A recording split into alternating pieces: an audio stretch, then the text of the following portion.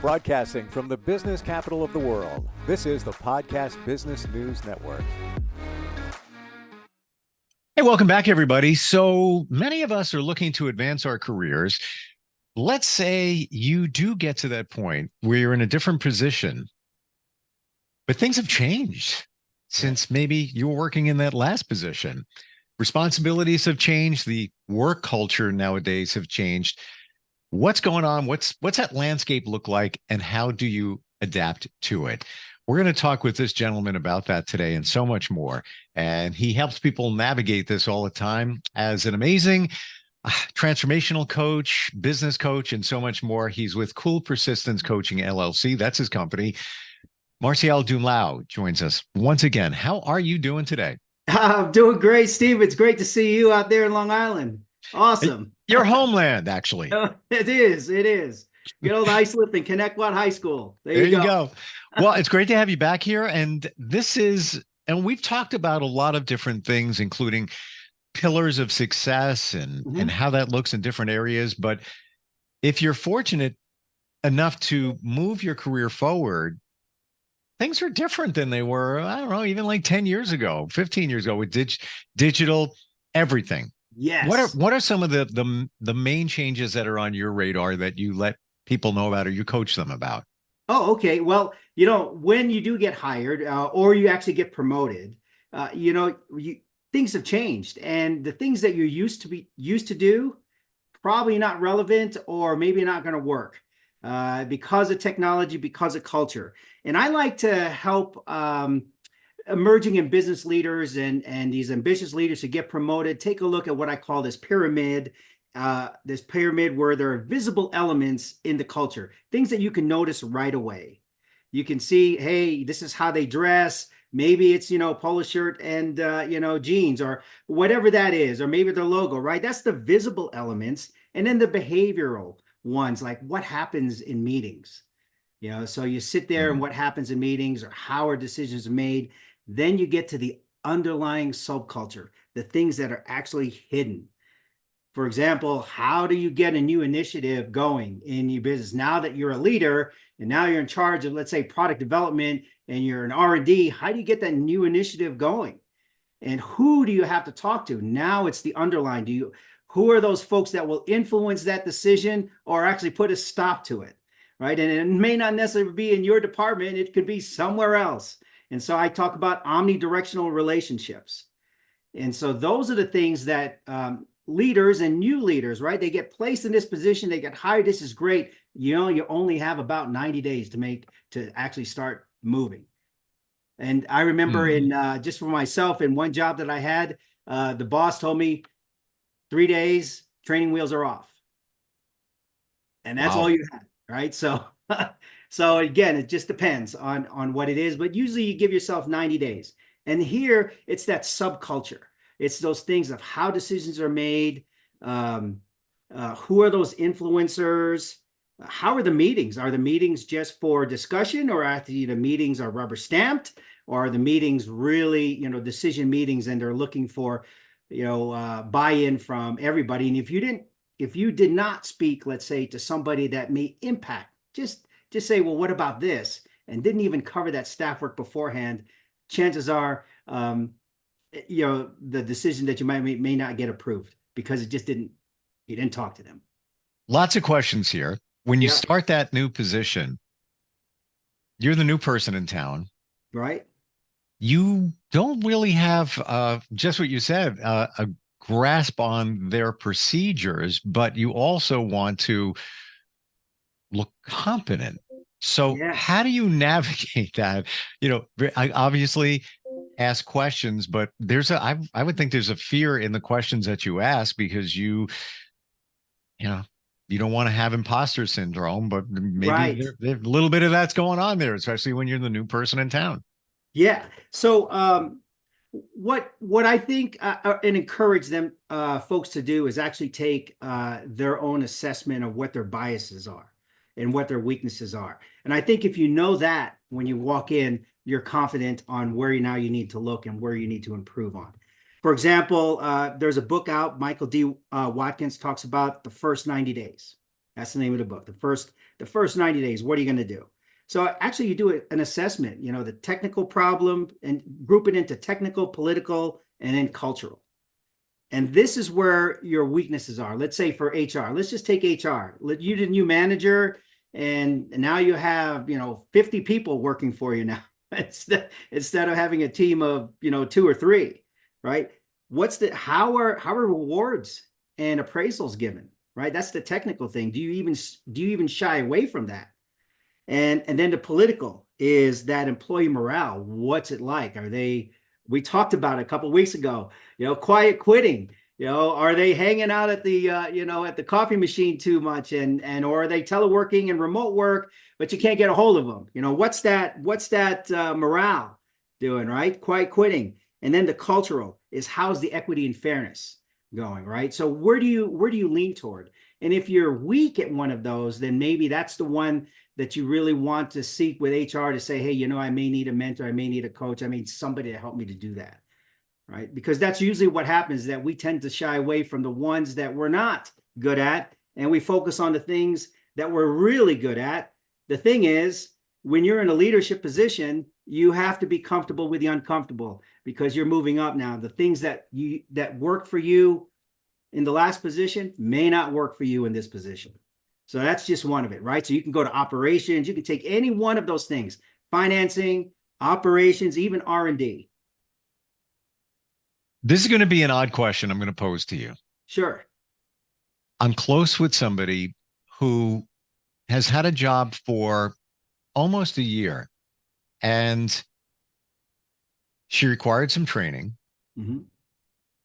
It wasn't the best culture in the beginning. In fact, the tip-off was, and this is a big company, the tip-off was when she was first interviewing and going through the process, they said, yeah, a lot of times people just leave. They run to the parking lot even before this is all done.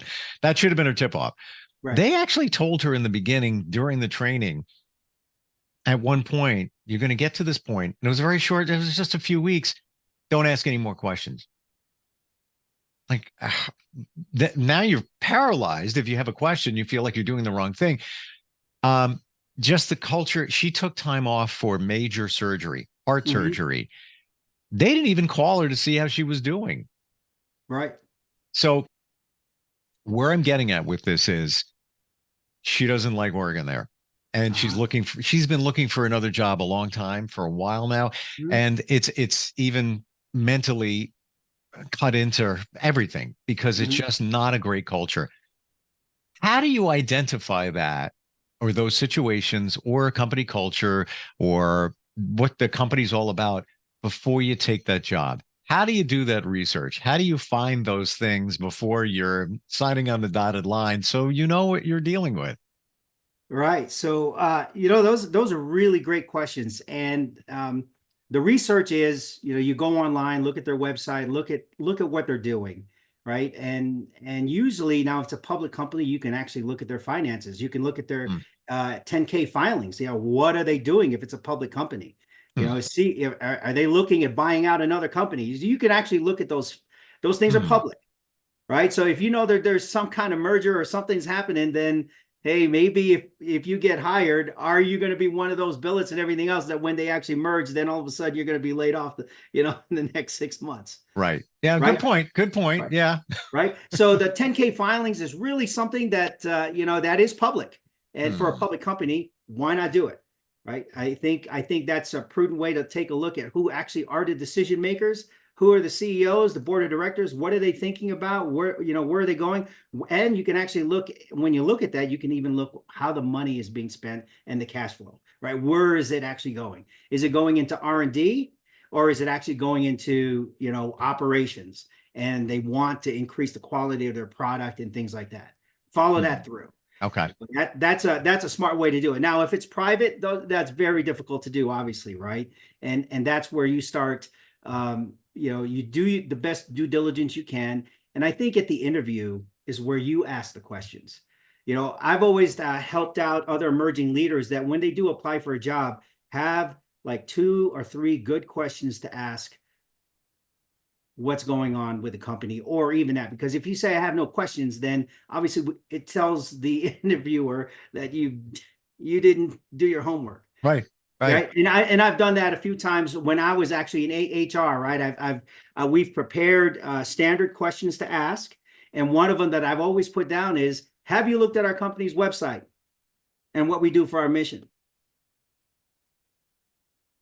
And in a This is minute they key. say, This right? really is key because many times, you've got the interview, you're that close to getting the job.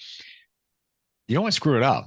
So now you're very careful about how you approach things, but probably one of the best things you can do is ask a lot of questions because it shows that you're vested, you're plugged in, you're interested in learning as much as you can so you can do the best job that you can. But I truly think that a lot of us, kind of tap the brakes on that. Don't want to rock the boat too much. Just want to get in there and get started. All right. And I've done this too. I've Sure. actually encouraged them to say, let's say the appointment is a week from now. Well, okay, great. Just call up and talk to the admin assistant or the executive assistant and just say, hey, my name is Marsh Dumlao. And, I have an appointment interview scheduled on this date. Can you tell me more about it? Is it just going to be the boss, or is it going to be two or three people?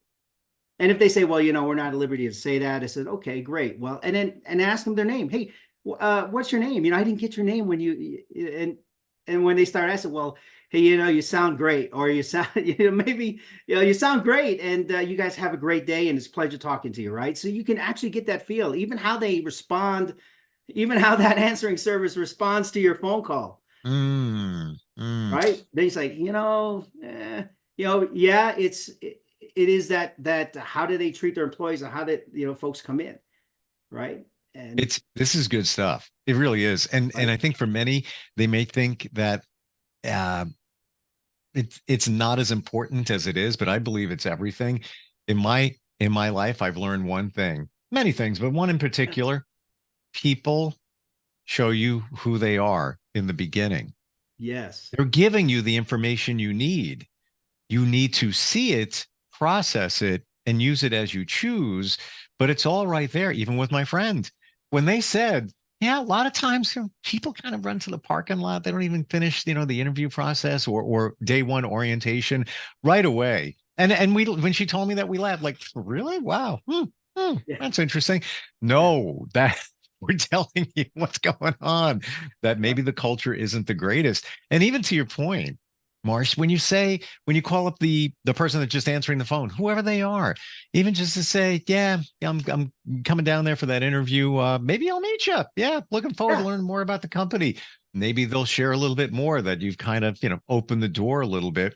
What about going on LinkedIn Yes. and finding anybody who in your circle, Hmm. depending on your relationship with them, who is somehow connected with the company that you're looking to get hired from or you have an interview with? Is it reasonable to reach out and carefully ask questions carefully? I think so. Those who's gonna who's gonna say no? Or if they do say no, then at least you try, right? You did your due diligence. And I think I've done this one time. I've actually walked into the company or the headquarters that I was gonna apply for, and I just walked in and said, "Hey, my name is Marsh Dumlao, and I'd like to talk to a couple of folks." And they said, "Sure." And I'd walk around and, "Hey, how are you doing?" And you meet them. Says, just taking, I'm with the other building. I'm just walking through here. And, what's your general's top priorities? I'm fishing around already. And then, oh, really? And now I said, okay, this is great. Now I can go back and do the research. And so be prepared for those things. Sure. Right. If you're going to, in LinkedIn, it's very simple. Simple doesn't mean easy. But once you know that the company you're working for, you can actually find out who's actually working there. Mm. And if you are connected already, you can probably ask them, says, hey, I'm thinking about applying for this job here. What are your thoughts? Right? Do that, personally, call them up. Hey, can I talk to you? There's a position open. Do you have time for 10 minutes? That's all I need. Yep. And 10 minutes is really, I think pretty much you don't want to be there for 30 or 45 minutes to find out everything. And then after that, you do your homework. And for example, if you know that you're speaking to somebody who's, let's say, in the tech world and who's written a couple of white papers and dissertations, like their PhD or their, well, then read their PhD. If you if you know that they're gonna interview you, you might as well read their dissertation or the white paper. So when they actually talk, it says, sir or ma'am, I read your white paper on this. And here's the question I have to ask: how is this related to the R&D office in there? Are we actually implementing some of your principles? And then they're going to go, "You read my dissertation?" Yeah, I did. They're going to be flattered right away. Yes. You're showing them praise just by telling them that you read it. Then I'm getting another thought here too.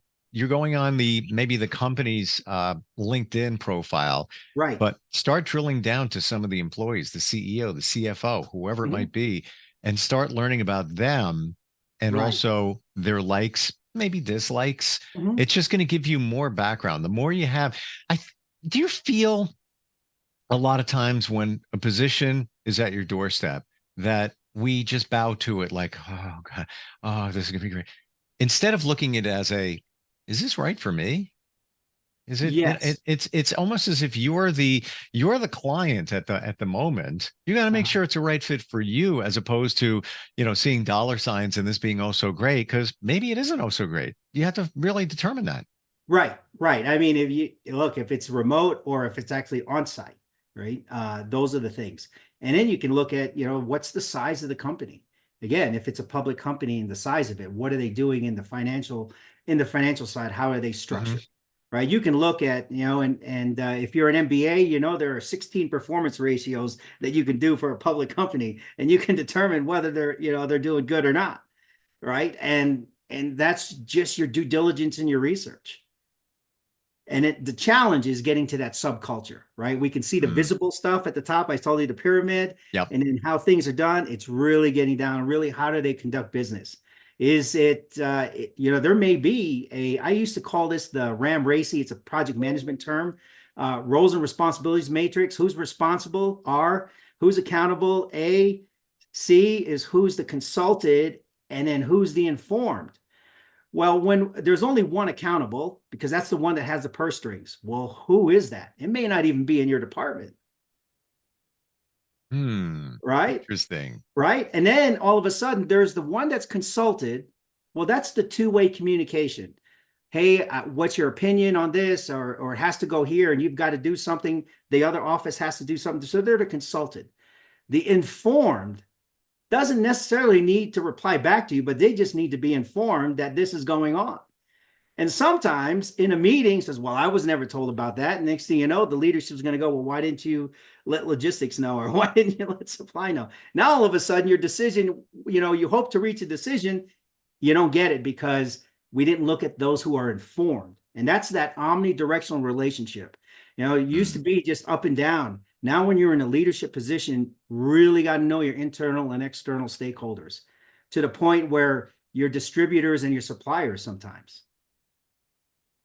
Any other thoughts in the time we have left when you start that new job? Let's say now you pass the interview process, you're in the trenches, you're there. Right. To feel more comfortable, but also wend your way through their procedures, their policies, kind of adapt to that. Any thoughts on how to navigate all of this? Right. So during usually you have your employee intake. I call it the intake process with HR. And then to your point, that one example you gave where say, okay, ask no more questions after this time. That's the one that period there is where you start asking the questions before they stop you saying that, I guess. Does anybody do that? I was floored when and that's the thing. I think walking around and asking, hey, introduce yourself. I'm new here. What is it that you do? And I've done that a few times in earlier in my career where I'd actually have a cup of coffee and have another cup of coffee in my hand, and I'd be there. Kind of thing, and I look and say, well, let me talk to that gentleman. Hey, my name is Marsh. You have coffee? He says, here, I have an extra one. Where do you work? and go deep, like get personal, like Yeah, I can't do decaf. I'm like, Right, right. but what do you like in your coffee? I make up for it. I just caffeine jacks me up. So like, I Right. like putting, flavors in it. What's your favorite? What do Flavors. you got around here? Just ask questions. Ask questions, ask who does these things. And I think, when you have that type of connection value, right? Connection culture in yourself, meaning you can't do it alone. And so now you're in this position where you do have to spread out and find out who's doing what to who, even in meetings. I mean, just paying attention to how meetings are being conducted. And then you can be astute to hearing, well, have we talked to, the chief technology officer? Oh, that's interesting. I've never talked to the chief technology officer. And this is, I've been here for a week and I'm in R&D, or I'm in, something here on product development. Sure. Well, maybe we should. Who is that? Who are those folks that we need to do? And that's the thing about the technical, political, and culture. We tend to gravitate to what we're good at, and that's great. The thing about it is that sometimes we get placed in a new position, and we're moving up the chain, and hopefully you want to be CEO, right, or chairman of the board. Well, you got to be comfortable with the uncomfortable, and some of those things that you've learned previously, you're good at it. Now you're in that uncomfortable position, and sometimes you just got to take that step forward and just smile and say, hey, how you doing? I just got hired here on this. What is it that you do? Don't be afraid to ask questions. It's reminding me of, because sometimes, like anybody else, I forget, but be curious, like a kid, be curious. That's right. Isn't it, Marsh, isn't it refreshing when you're hanging with somebody? And I have a friend who does this, and we're pretty tight and everything. And he'll just ask me a question out of nowhere about, we could be eating something. And I'm like, in my mind, I'm like, oh, that's interesting that he even asked that question. He's just curious. Isn't it refreshing when you get questions like that occasionally? Yes. Yeah. I mean, it's great, right? So it's something there. Again, that's where you'll find the culture. And again, if you walk in and no one's talking to you, even if you say hello and they don't reply back on the passageway, that's a signal, right? That's a signal saying, okay, maybe the person had a bad day, but if it's every day that no one's smiling, well, then you say, okay, what did I get myself into, right? Yeah, register that. And then to my friend's situation, that was the situation. And occasionally somebody would, within the next, it was a mostly remote job, but she'd have to go into the office and still does. But somebody in the cubicle and back would say, hey, and would actually share some things about the company. My friend even got in trouble in an email because the printer at the office wasn't working. And she was asking if that's an IT situation. Should I contact them? And they blew up and said, what are you talking about? That's not an IT situation. We sent out an email 3 weeks ago that printer wasn't working. Well, don't assume that everybody gets the email. That's right. And she was just trying to be proactive to make sure that it's working. Bad company. Anyway, didn't ask enough questions. I'm going to ask a question. How do we connect with you and start this whole process with everything that you offer, but specifically if somebody's taking on a new position or role? Okay. Yes. 740-217-COOL, COOL, or 2665. So 740-217-COOL. That's the phone number. And if you want to email me directly, mdumlao@focalpointcoaching.com. And you can email me directly there. And then if you can look at my website, marcialdumlao.focalpointcoaching.com. Cool Persistence Coaching. Always great talking with you. I love your energy, your positivity, and the way you get to the point and look at things that we're not always seeing. It's fantastic. Thank you for being here. Well, it's great, Steve. Thanks. Always enjoy it. And we'll catch up soon. Okay. Okay. Take care. Have a good one. You too. We'll be right back. Are you looking for even more of the podcasts and hosts that you love? The Podcast Business News Network is proud to announce that you now have even more ways to listen live. Check out the MyTuner Radio, online radio box, and Simple Radio apps on iOS and Android, or find us online. Search for Business News Network on mytuner-radio.com, or search Podcast Business News Network on streama.com and onlineradiobox.com/US. Take your podcast on the go and don't miss a minute of the action.